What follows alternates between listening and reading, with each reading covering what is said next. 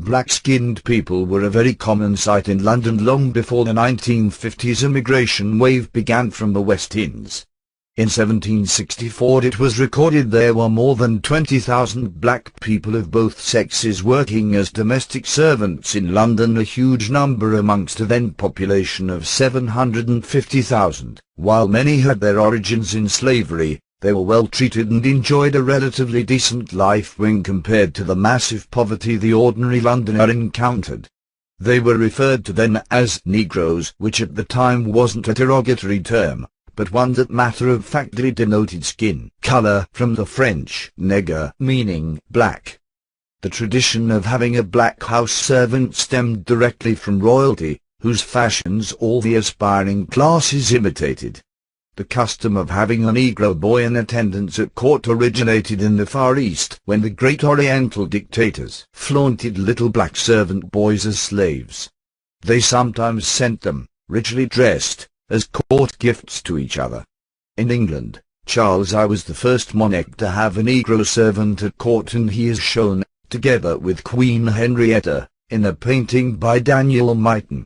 By the 18th century, a black servant boy was almost indispensable in high society.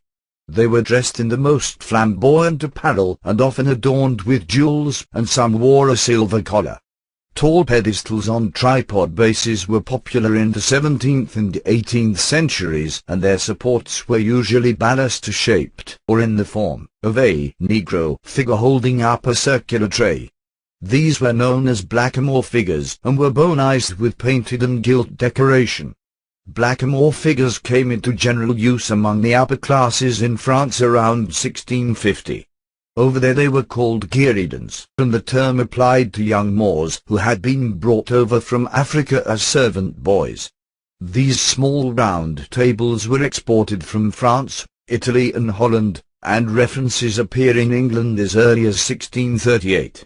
Antique stands in the form of black figures were commonly found in large houses, and can still be seen in many mansions today. The favourite clock of Elizabeth I had a pair of Blackamoors as its supports. Ireland had its share of Blackamoor stands, and they sometimes appear in the auctions at large houses. The Blackamoor also manifested itself in later styles. It mostly followed a tradition of portraying the Negro figure as the classic bearer of light. There are other versions, often holding trays or even whole tables. These days, antique Blackamoor figures are very collectible, often precisely because they are so unpolitically correct, therefore they command high prices. No versions older than the more recent 19th century Venetian styles have come through Adams of Dublin through the past 15 years, although the auction house currently has a small late 19th century Blackamoor going into a sale.